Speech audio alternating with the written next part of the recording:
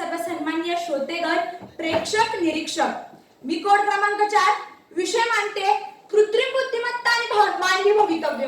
सुरुवात करते एका छोट्याशा गोष्टीपासून. एकदा तरुणाने ChatGPT वर टाकलं की जीएफ विषयी मला कविता ऐकायची, ऐकव नाहीतर लिहून दे.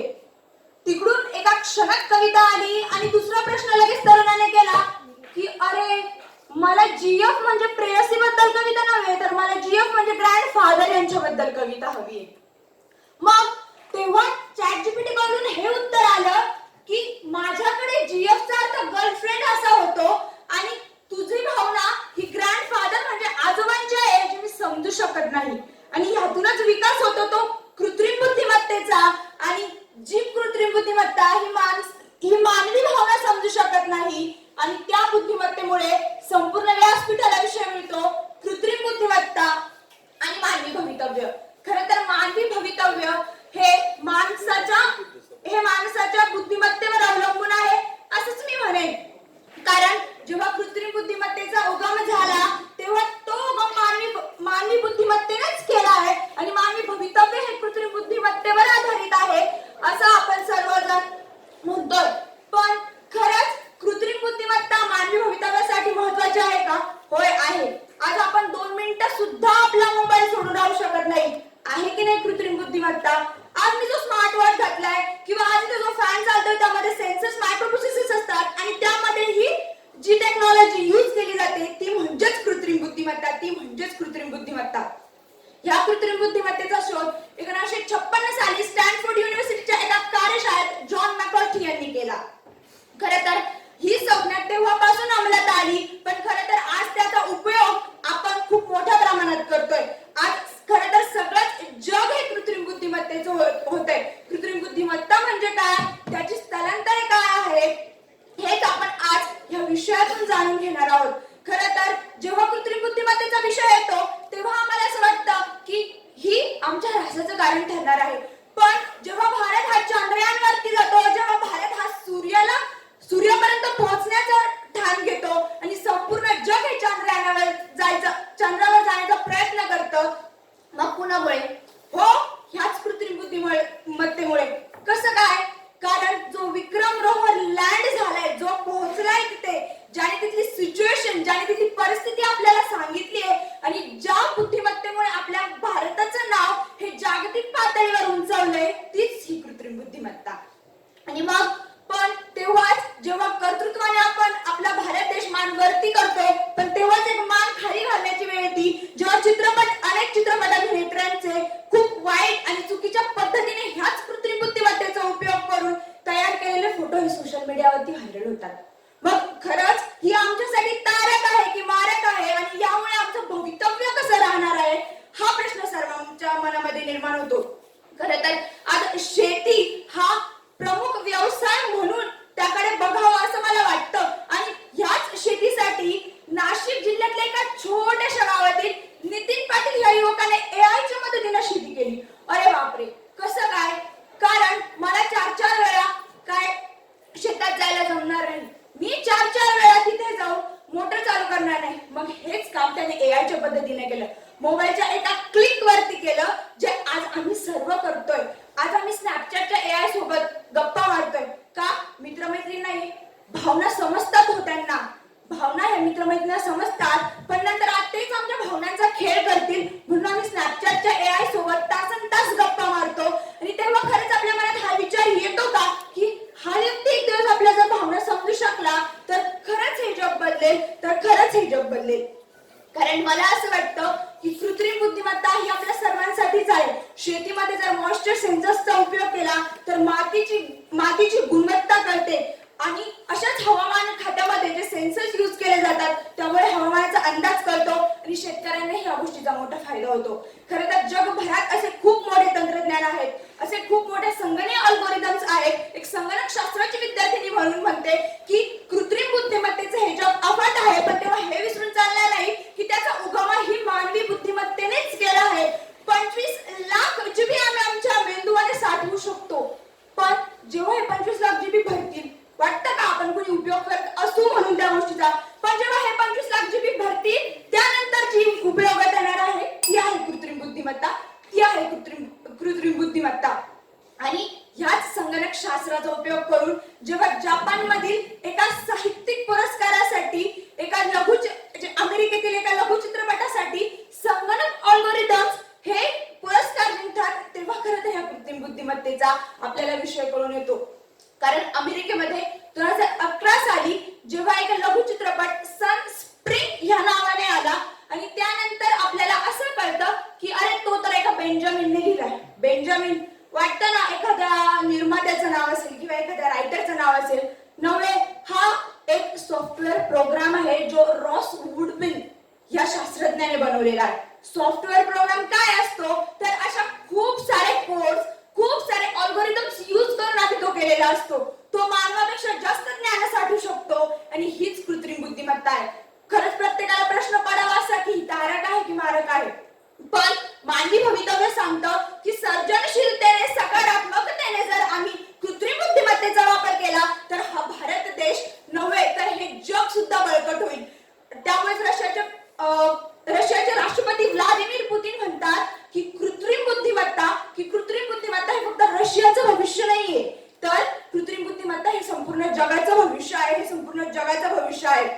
कारण जर आपल्याला असं वाटतं की पुढचं महायुद्ध यामध्ये अणुबॉम्बचा वापर केला जाईल, पण मला असं वाटतं की कृत्रिम बुद्धिमत्तेच्या वापराने पुढील युद्ध होतील. क्षेपणास्त्र युद्धांमध्ये सुद्धा त्याचा वापर केला जाईल. असं म्हणतायत सगळी लोक की कृत्रिम बुद्धिमत्तेमुळे माणसाचा रोजगार कमी होतोय. नाही, रोजगार वाढतोय. कृत्रिम बुद्धिमत्तेची तुम्ही तेवढी टेक्नॉलॉजी शिका, तुम्ही तेवढं तंत्रज्ञान शिका आणि त्यातून एकदम सदृढ नागरिक व्हा. तुमच्याकडे अशा स्किल्स डेव्हलप करा की ज्या कृत्रिम बुद्धिमत्तेच्या ही पुढे जाईल. कारण शेवटी विषय हाच येतो की ती कृत्रिम बुद्धिमत्ता ही मानवाने बनवली आहे. एवढे बोलून मी माझे 2 शब्द संपवते. जय हिंद, जय कर्मवीर.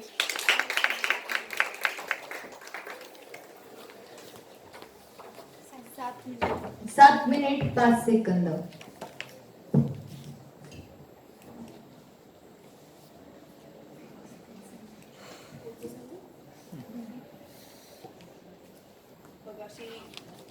सरांनी जशी सूचना दिली की काही दूरचे जाणारे जे आहेत त्यात 3 चौघांचे कोड नंबर या ठिकाणी आलेले आहेत.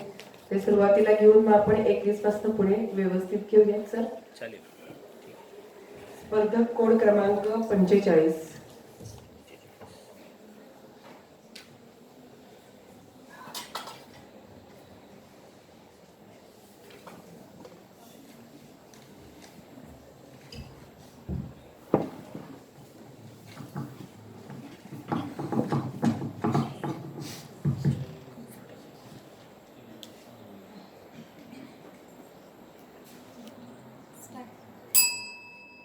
नमस्कार. काळ नियतकालिकेचे संपादक शिवरामपंत परांजपे यांनी 1920 च्या सुमारास एका खडी फोडणाऱ्या शेतकऱ्याची कथा लिहिली होती. त्या दुष्काळाने, उपासमारीने उद्ध्वस्त झालेला, स्वतःचाच मूल ठार मारून स्वतःच्याच बायकोला गुलाम म्हणून विकणारा एक कर्जबाजारी शेतकरी दाखवला होता.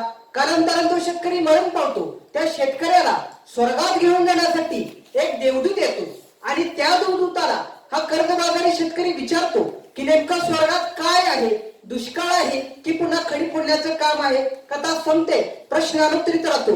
काळ पुढे सरकतो. दिनांक 15 ऑगस्ट 1947 रोजी ही भारत माता पुन्हा स्वतंत्र होते आणि कधी काळी गुलामगिरीत असणारा आपला भारत देश आता मात्र विकसित देशाच्या रांगेत जाऊन बसतो. आणि भारताच्या एका बाजूला आताचे पंतप्रधान अमेरिकेतल्या संसदेत जाऊन भारत ही जगातील 3ऱ्या क्रमांकाची अर्थव्यवस्था होईल अशी घोषणा करून येतात. तर भारताच्या दुसऱ्या बाजूला मला मात्र मराठवाड्यातील, विदर्भातील तो कर्जबाजारी शेतकरी बाप मला त्या 1920 च्या दुष्काळग्रस्त शेतकऱ्याच्या भूमिकेत दिसायला लागतो. आणि आजच्या या व्यासपीठाला विषय प्राप्त होतो विकसित भारतात शेतकऱ्याचे भविष्य. रसिक श्रोते नमस्कार. आणि नेमका हाच विषय बनण्यासाठी आपल्या पुढे वाय सांकेतिक कोड क्रमांक 45.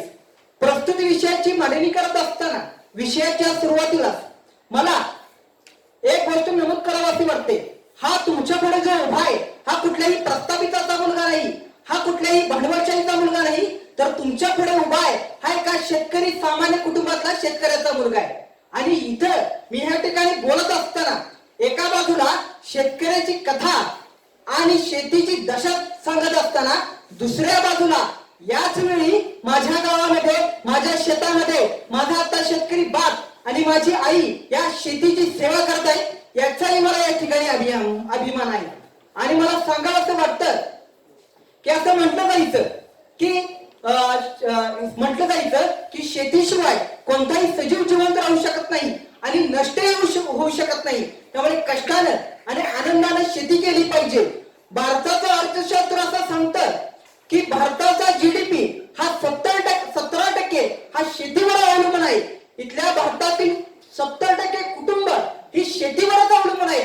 त्यामुळे भारत हा जगातील कृषी प्रधान देशच आहे, अशी जगाला भारताची ओळख आहे. त्यामुळेच म्हटलं जातं, ना बिर्ला ना बाटा ना बाटा ना टाटा, ना बिर्ला ना बाटा ना बाटा ना टाटा, फक्त शेतकरी आणि शेती हाच आमचा बायोडाटा, फक्त शेतकरी आणि शेती हाच आमचा बायोडाटा. पण पूर्वी अशी आमच्या समाजात समजूत होती की कनिष्ठ नोकरी, मध्यम व्यापार आणि उत्तम शेती. पण ही समाजातील संकल्पना कुठेतरी मागे पडून आता मात्र घुसखोरीची नोकरी, भांडवलशाहीचा व्यापार आणि कर्जबाजारीची शेती ही संकल्पना कुठेतरी वर डोकं काढत आहेत. याचाही आपण आता गांभीर्याने विचार केला पाहिजे. एकेकाळी एक काळ होता की शेतकरी हा शेतकरी राजा होता, पण आता मात्र शेतकरी हा कर्जबाजारी झाला आहे. याचाही आपण आता कुठेतरी गांभीर्याने विचार करायला पाहिजे. विषयांच्या मध्यंतरी येताना एक प्रसिद्ध लेखक चंद्रकांत वानखडे आपल्या साध्या सत्याची कथा या पुस्तकाच्या प्रस्तावनेत लिहितात, जेवढी पहिल्या महायुद्धात, दुसऱ्या महायुद्धात जीवितहानी झाली नसेल तेवढी महाराष्ट्रातली शेतकऱ्यांनी आत्महत्या करून जीवितहानी झाली नाही. याचाही आपल्याला आता कुठेतरी गांभीर्याने विचार करायला पाहिजे. एक आयुक्त, एक माजी आयुक्त सुनील केंद्रेकर यांनी एक अहवाल मांडला आणि त्या अहवालात ते लिहितात की मी ज्यावेळी मराठवाड्यातील 10 लाख शेतकऱ्यांची नोंदणी केली त्यावेळी मला 1 लाख शेतकऱ्यांच्या मनामध्ये आत्महत्या करायचा विचार येतोय. ही एवढी खेदजनक आणि गांभीर्याने गोष्ट आपण खऱ्या अर्थाने लक्षात घेतली पाहिजे. पण असा काय कळला शेतकऱ्यावर? आपला कधी काही राजा असणारा शेतकरी आता मात्र आत्महत्या करायला लागलाय. याचा विचार आपण कधी केलाय का मित्रांनो? केलाय कधी? मला असं वाटतं की शेतकऱ्यांची आपण पार्श्वभूमी लक्षात घेतली पाहिजे. आता डिझेल वाढले, डिझेलमुळे शेतीची मशागत वाढली, त्यामुळे खर्च वाढला. आता बियाण्यांचा दर वाढला. खर तर त्या खताचे रेट तर गगनाला भिडले आणि असा हा खताचा बाजार होत असताना हा शेतकरी आपल्या उत्पादनातला खर्चही बाजूला काढत नाही. एवढा एखादा विचार आपण विचार केला पाहिजे. असं म्हटलं जात होतं की शेतकरी राजा होता, आता तो कर्जबाजारी झालाय. ही गांभीर्याची गोष्ट आपण लक्षात घेतली पाहिजे. मला असं वाटतं की 16व्या शतकात छत्रपती शिवाजी महाराजांनी कर्जमाफी न करता कर्जमुक्ती हा आपल्याला संकल्प दिलाय. 16व्या शतकात जगद्गुरु संत तुकारामांनी आपल्या सावकारीच्या वया त्या इंद्रायणीच्या डोहात बुडवल्या आणि कुठेतरी शेतकऱ्याला कर्जमुक्तीचा धडा दिला. माझं असं सर्व वैयक्तिक मत आहे की भिकाऱ्याला आपण भीक दिली तर तो कधी भिकारी व्हायचं थांबत नाही. पण जर भिकाऱ्याला आपण सेवा म्हणून जर भीक देत असेल तर ती फक्त सेवा झाली. पण जर भिकाऱ्याला भीकच मागायची परिस्थिती येऊ नये त्यासाठी आपण त्याला जर भिकारी न बनवता त्याला जर भिकाऱ्याऐवजी त्याला भीकच कशी मागता येणार नाही, त्यासाठी आपण त्याचा जर बदल केला तर ते परिवर्तन असतं. मला या ठिकाणी असं वाटतं. आणि अशा प्रकारे शेतकऱ्याला जर समाजाच्या आर्थिक उन्नतीसाठी आणि त्याच्या प्रगतीसाठी जर झटायचं असेल तर या शेतकऱ्याला कुठली कर्जमाफी देऊ नका, तर त्याला कशा प्रकारे कर्जमुक्ती होईल हा विचार आपण घेतला पाहिजे. आणि विषयाच्या उत्तरार्ध येत असताना मला असं वाटतं की शेती आणि शेतकरी ही संकल्पना मला असं सर्व वैयक्तिक वाटतं की या देशात भविष्यात 20 वर्षात एकच 3च घटक जिवंत राहू शकतात. पहिला म्हणजे डॉक्टर, दुसरा म्हणजे वकील आणि तिसरा म्हणजे शेतकरी. इंजिनियर वगैरे सगळं संपून जातील. कारण का? कम्प्युटरवरचे बटन लावून कुठलाही पोटात अन्नाचा कण जात नाही, त्यासाठी शेतीच करावी लागते. डॉक्टर तुमच्या रुग्णावर उपचार करून जगू शकतात, ते वकील तुमच्यातल्या भांडणाचा तंटा मिटवून जगू शकतात, पण शेतकरी हा शेती करून जगू शकतो. या व्यतिरिक्त या देशात 3 प्रकारचे घटक जिवंत राहू शकतात, दुसरा घटक जिवंत राहू शकत नाही. आणि शेतकरी मित्रांनो, तुम्हाला जर प्रगतीची कास करायची असेल तर माझं असं मत आहे, फक्त शेतीवर अवलंबून राहू नका, तर त्या शेती बरोबर व्यवसाय पूरक व्यवसायाला पूर्ण करा. म्हणजे मला एक आठवतं, आमच्या या पारनेर तालुक्यात एक भगिनी आहे, तिचं नाव श्रद्धा ढानव. ह्या भगिनीने काय केलंय तर बीएससी सारखं शिक्षण पूर्ण होत असताना कुठेतरी तिनं काय केलं तर 80 म्हैशी पाळल्या आणि त्या म्हैशीच्या जीवावर ती तरुणांसाठी सगळ्यात आदर्श ठरली. फक्त तरुणांसाठी नाही तर आपल्या शेतकरी बांधवांसाठी आदर्श ठरली. अशी तरुणी कुठेतरी आपल्याला शेतकऱ्याच्या दृष्टीने प्रगती घेऊन जाणार आहे. आणि एवढंच या ठिकाणी मी सांगतो आणि शेवटी जाताना एवढंच सांगतो की शेतकऱ्याला शेतीबरोबर शेतीपूरक व्यवसाय करा, त्याच्या जीवावर कुठेतरी प्रगती होणार, आर्थिकता होणार, एवढंच या ठिकाणी व्यक्त करतो. आणि या भारत मातेला पुन्हा सुजलाम सुफलाम बनवायचं असेल तर शेतकरी माझा जगला पाहिजे, शेतकरी माझा वाचला पाहिजे आणि शेती जाण्यावर धडा घेतला पाहिजे. या ठिकाणी एवढाच माफक आशावाद व्यक्त करतो आणि शेवटी जाताना एवढंच सांगतो, एडापिडा टळू दे माझ्या बळीचं राज्य येऊ दे, एडापिडा टळू दे माझं बळीचं राज्य येऊ दे. जय हिंद, जय महाराष्ट्र. 7 minute 51 second. सही करून जायचंय विद्यार्थ्यांनी. त्यानंतर सांकेतिक कोड क्रमांक 21.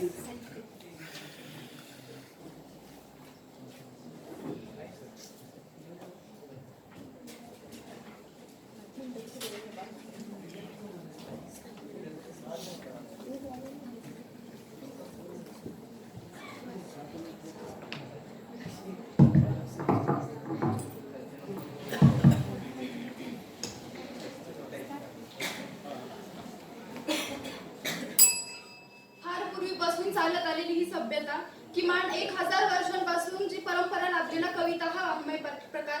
सुरुवातीच्या 800 वर्षाच्या काळामध्ये कवितेला संत, शाहीर, पंडित यांनी धर्म आणि समाज सुधारणेचं माध्यम बनवलं. नंतरच्या 200 वर्षाच्या कालखंडामध्ये कवितेचं स्वरूप बदललं. कवितेला सामाजिक चेहरामोहरा लाभला. मानवी मनाच्या अंतरंगात डोकावताना मानवाच्या अभिव्यक्तीचं साधन म्हणून कविता समोर आलं. मग निसर्गाच्या आजूबाजूकडे कवींचं लक्ष गेलं. मग कधी 1952 नंतर कधी बहिणाबाईंच्या कवितेतून निसर्गाचा सुंदर आविष्कार उदयाला आला. तर त्यानंतर 1967 साली या नभाने या भूमीला दान द्यावे या नव्या शब्दकळेतील कविता अवतीर्ण झाल्या. या कविता मातीतून अवतरल्या ते थेट आकाशाला जाऊन भिडल्या. याच अर्थाचा विषय मांडण्यासाठी उभी आहे. नमस्कार, मी स्पर्धक कोड क्रमांक 21 विषय मांडते. भुई आणि नभाला चैतन्य देणारा रानकवी नामदेव धोंडो महानोर. विषयाची सुरुवात करत असताना छत्रपती संभाजीनगर मध्ये छोट्याशा खेडेगावात जन्मलेले नादो महानोर कोरडवाहू शेतकऱ्यांच्या वाट्याला सालाबाद प्रमाणे येणारी विपदांची वादळे पसवत असताना, पळसखेडच्या आपल्या छोट्याशा गावातले शिवार फुलवत असताना आणि शेतकऱ्यांच्या प्रश्नांना वाचा फोडत असताना, लहानपणापासूनच घरातून कविता करण्यासाठी विरोध असताना सुद्धा लहानपणापासूनच कवितेचा छंद जोपासणाऱ्या नादो महानोरांनी कविता करायला सुरुवात केली. 1960च्या दशकामध्ये भारतातील तथा महाराष्ट्रातील कविता हरवत चालली होती. तरी सुद्धा काही तरुण चेहरे कवितेकडे सकारात्मक दृष्टिकोनातून पाहत होते. मग सारं स्वतःला मला माफ करा, मी पुन्हा करणार आहे ही नारायण सुर्वेंची 1960च्या दशकातील कविता आपल्याला पाहायला मिळते. पुढे जाऊन याच कवितेला ग्लॅमर आला असं आपण आजच्या भाषेत म्हणू शकतो. ते म्हणजे 1967 साली नादो महानोरांचा रानातील कविता हा काव्यसंग्रह प्रसिद्ध झाला. परंपरेच्या चौकटीत अडकून पडलेल्या या कवितांना नामदेव धोंडो महानोरांनी रानाची हिरवी बोली परिधान केली आणि पदार्पणातच अवघा महाराष्ट्र या हिरव्या बोलीनं काबीज केला. सर्वसामान्य रसिकांपासून समीक्षकांपर्यंत, वाचकांपासून ते सर्वोच्च स्थानी असलेल्या राज्यकर्त्यांपर्यंत त्यांच्या काव्यसंग्रहाला एकमुखानं पसंती मिळाली. आणि म्हणूनच की काय, नादो महानोर हे निसर्ग कवी, रानकवी म्हणून प्रसिद्ध झाले. याच्याही पुढे जाऊन नवीन वाटा मोडून पडल्या आणि जुन्या परंपरा पुन्हा समोर यायला लागल्या. अशा पद्धतीचं लेखन नादो महानोरांनी त्यांच्या गांधारी या कादंबरीतून केलं. त्यानंतर वही, पावसाळी कविता, प्रार्थना, दयाघणा यासारखे त्यांचे अनेक काव्यसंग्रह प्रसिद्ध झाले. एकीकडे हे सगळं सुरूच होतं, दुसरीकडे त्यांचं लक्ष सिनेमांकडे देखील गेलं. त्या काळी शांता शेळके, गदिमान सारखे दिग्गज कवी सिनेमांसाठी गीतलेखनाचं काम करत होते. त्याच कालखंडामध्ये जैत रे जैत नावाचा एक चित्रपट आला. तो चित्रपट आज बऱ्याच जणांना माहित सुद्धा नसेल. त्यात हृदयनाथ मंगेशकरांचं संगीत होतं. जब्बार पटेलांसारखे दिग्दर्शक होते. निळू फुले, स्वाती पाटलांसारखे कलाकार होते. तो चित्रपट आज आपल्याला माहित नाही. पण आम्ही ठाकर जांभूळ पिकल्या झाडाखाली, मी रात टाकली, कात टाकली ही गाणी आजही आमच्या कानावर पडतात आणि आज आम्ही ती गुणगुणायला लागतो. याच्या पाठीमागं जर कोणाचं श्रेय असेल ते नादो महानोरांचं लेखणीवर असलेलं प्रेम होतं. हे तुम्ही आणि मी लक्षात घ्यायला हवं. याच्याही पुढे जाऊन 1982 साली नादो महानोरांचा पावसाळी कविता हा काव्यसंग्रह प्रसिद्ध झाला आणि त्यानंतर अवघ्या 2च वर्षांमध्ये मराठवाडा साहित्य परिषद आणि अखिल भारतीय साहित्य मंडळाचे नादो महानोर हे अध्यक्ष बनले. आजपर्यंत वयाच्या 42 वर्षापर्यंत केवळ एवढी प्रसिद्धी याच्या अगोदर केवळ एवढी प्रसिद्धी फक्त वि. स. खांडेकर यांनाच मिळालेली होती. निसर्ग कविता आणि रान कविता यानंतर नादो महानोरांच्या लेखणीने एक अमूलाग्र वळण घेतलं. एक संघ जात पात धर्म हे सगळं विसरून एकसंधतेने नांदणारे खेड्यात जेव्हा माणसातील जिव्हाळा विसरून खेड्याचं हे एकत्र नांदणारं स्वरूप विस्कटायला लागतं, या प्रकारचं चित्रण हे नादो महानोरांच्या कवितांमधून यायला लागलं. अर्थात त्या चित्रणामध्ये नादो महानोरांच्या कवितांमध्ये स्त्री चित्रण मोठ्या प्रमाणावर झालेलं दिसतं. मग दुष्काळी खेड्यामध्ये असलेल्या सुंदर स्त्रियांचं विभ्रम त्यांना कधीच मोहात पाडू शकले नाही. तर त्यांना दिसलेली प्रत्यक्ष गलित गात्र आणि कष्ट स्त्री त्यांच्या कवितेतून अवतरायला लागली. एकीकडे हे सगळं सुरूच असताना निसर्गावर रानावर कविता करणं चालूच असताना इचलकरंजी येथील एका काव्य संमेलनामध्ये नादो महानोरांची यशवंतराव चव्हाण यांच्याशी ओळख झाली आणि यशवंतराव चव्हाण यांचं काव्यावर असलेलं प्रेम लक्षात घेऊन त्यांच्या दोघांतील एकोपा वाढला आणि त्यानंतर यशवंतराव चव्हाण यांच्या आग्रहामुळे नादो महानोर हे राज्यपाल नियुक्तीतून विधान परिषदेवर आमदार म्हणून निवडून आले. त्यांच्या साहित्याच्या आणि काव्याच्या पलीकडे जाऊन नादो महानोरांचं कर्तव्य मी यासाठी सांगते की कविता पण खूप जण करतात, कविता करणारे खूप जण असतात, कवी खूप जण असतात, परंतु श्रोत्यांची दाद मिळवण्यासाठी, शाबासकी मिळवण्यासाठी, पुरस्कार मिळवण्यासाठी कविता करतात. पण नादो महानोरांनी समाजातील रूढी आणि परंपरांना छेद देण्यासाठी स्त्रियांचे प्रश्न, शेतकऱ्यांचे प्रश्न, कामगारांचे प्रश्न सोडवण्यासाठी कविता केल्या. म्हणून नादो महानोर हे रानकवी, निसर्ग कवी, आमदार, साहित्य अकादमीने थेट पद्मश्री पुरस्कारापर्यंत जाऊन पोहोचलेले आपल्याला दिसतात. कास्तरकारासारखं कष्टमय आयुष्य भोगून सुद्धा नादो महानोरांची कविता कधी निसर्गाशी भांडणारी नव्हती. एखादा गांजलेला शेतकरी निसर्गाला 4 बोल लावून मोकळा झाला असता, पण नादो महानोर हे कवितामध्ये शिवारामध्ये डोलणारा पांडुरंगच पाहत होते. एक वेळ त्यांच्या कविता कागदावर उतरल्या देखील नसतील, पण त्या सर्वसामान्य लोकांच्या हृदयातून पाझरताना दिसतात. म्हणूनच नादो महानोर हे निसर्ग कवी आणि रानकवी म्हणून प्रसिद्ध झालेले दिसतात. नादो महानोर हे 7 मिनिटांमध्ये सांगणं शक्य नाही, कारण 7 मिनिटाच्या भाषणानंतर आपण त्यांना विसरून जाऊ. नादो महानोर हे एक विचार आहे आणि नादो महानोरांकडून जर कोणता आदर्श घ्यायचा असेल तर ते नेहमी सांगायचे की मी लहान असताना माझी आई पहाटे 4 वाजता उठायची, ती जात्यावर दळण दळत असताना ओव्या गायची आणि तिथून मला कविता सुचली आणि नंतर मी जगप्रसिद्ध कवी झालो. आयुष्यात पुढे जात असताना नादो महानोरांनी आपल्या आई वडिलांचे संस्कार पुढे नेले.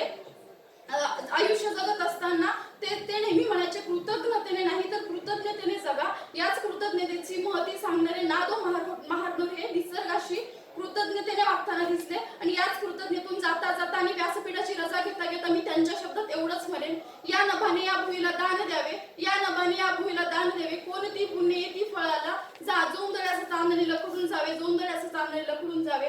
जय हिंद, जय गणपती. 6 मिनिटं 47 सेकंद.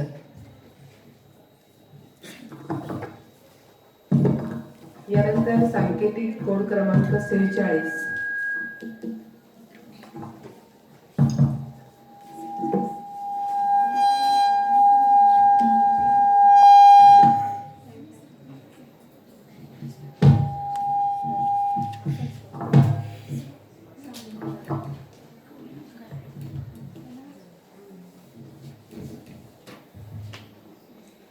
तयार आहेस?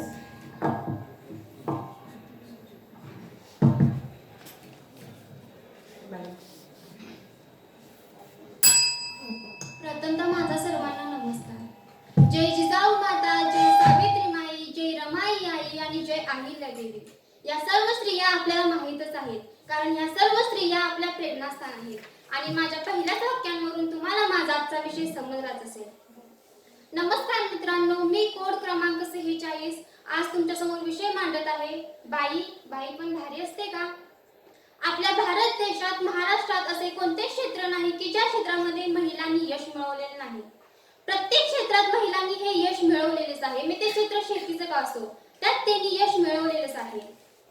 गौतम बुद्धांनी आपल्या देशाला क्रांतीचा आणि जगाला शांतीचा संदेश दिला, पण त्यांच्या पाठीमागे खंबीरपणे उभी राहणारी महाराणी यशोदाधारा या आपल्याला माहीतच आहेत. 18व्या शतकात ज्यांनी डोईवरला पदर कमरेला खोचून एका विठ्ठल भक्तीला विरोध करणाऱ्या एका महिलेला विरोध करणाऱ्यांना म्हणणारी, डोईवरला पदर आला खांद्यावरी भरल्या बाजारी जाईन मी, डोईवरला पदर आला खांद्यावरी भरल्या बाजारी जाईन मी, जनी म्हणे केसवा होईन तुझी वेसवा, चंद्रभागेतरी मांडे आले पाल, मनगटावरी तेल घाला कोणीतरी. हिम्मत असेल तर समोर या, हिम्मत असेल तर समोर या, असे स्पष्टपणे म्हणणाऱ्या संत जनाबाई.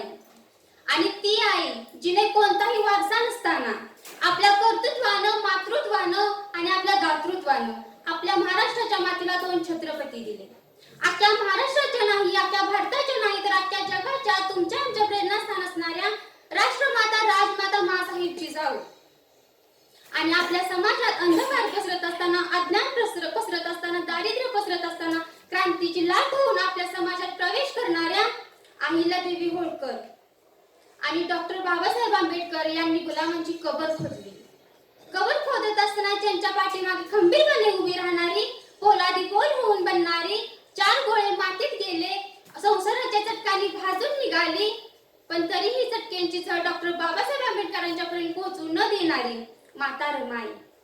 आणि ज्यांच्यामुळे तुम्ही आमच्या समोर बसला आहात, मी तुमच्या समोर उभी राहिली आहे, ज्यांच्यामुळे अनेक महिला शिक्षण घेत आहेत, ज्यांच्यामुळे फातिमा बीवी ही पहिली मुस्लिम मुकाध्यापिका बनली आहे, आणि ज्यांच्यामुळे मुक्ता साळवी ही पहिली समाज सुधारिका बनली आहे, आणि ज्यांच्यामुळे मीराबाई शिंदे ही पहिली पत्रकारिता बनली आहे, आणि ज्यांच्यामुळे मी तुमच्या समोर बोलण्यासाठी सक्षम उभी राहिली आहे, ज्यांच्यामुळे शिकली दूध दुपत्यांची मुले, ज्यांच्यामुळे शिकली दूध दुपत्यांची मुले, त्या ज्ञानदाती ज्ञानज्योती क्रांतीज्योती सावित्रीबाई फुले.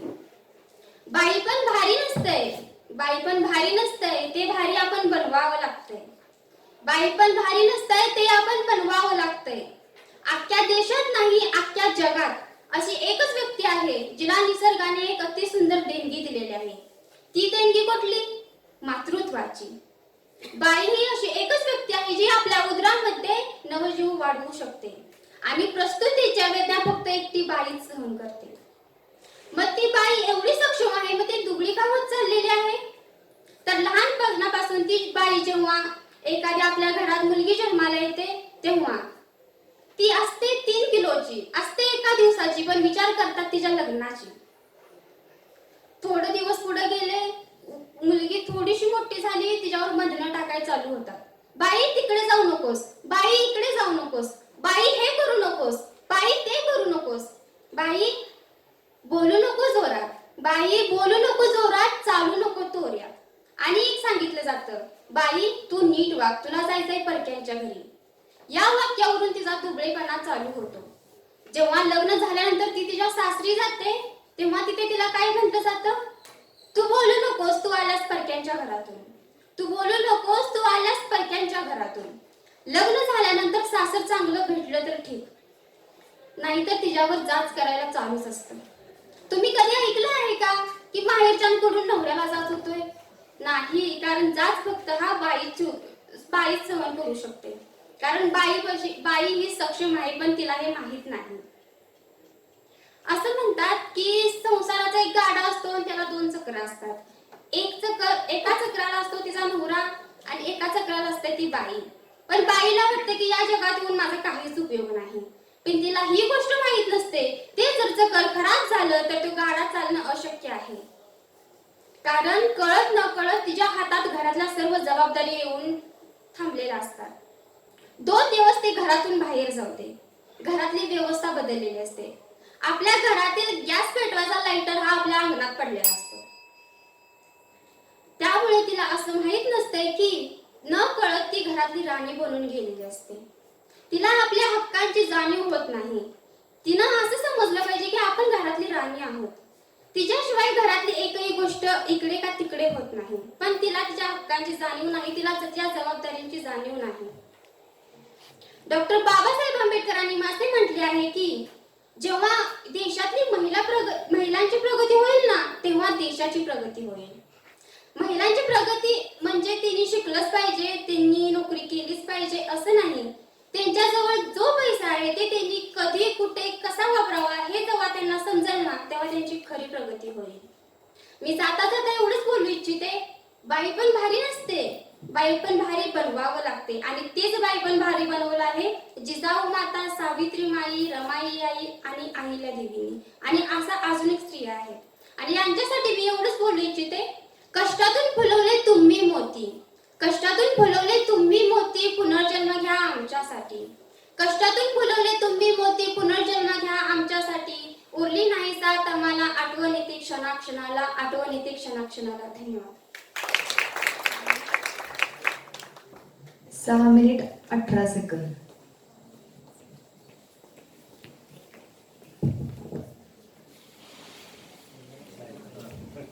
स्पर्धक सांकेतिक कोड क्रमांक 22.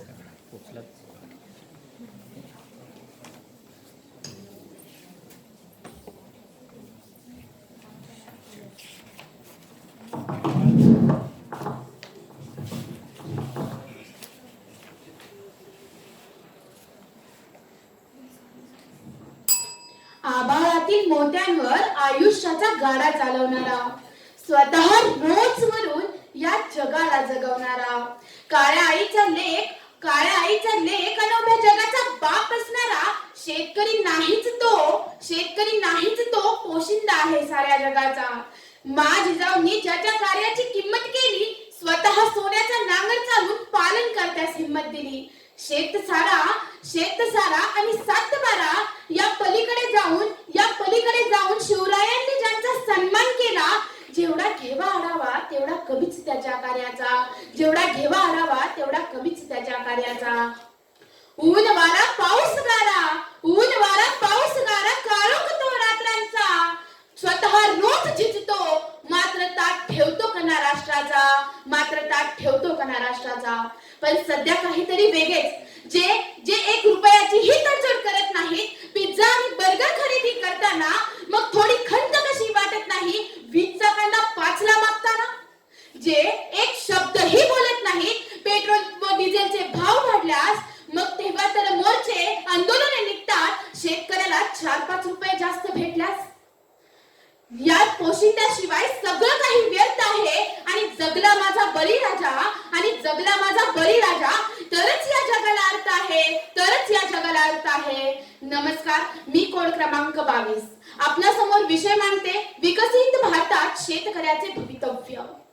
मी माझ्या भाषणाला शेतकऱ्याच्या आयुष्याची सत्यता आणि व्यथा सांगून सुरुवात केली.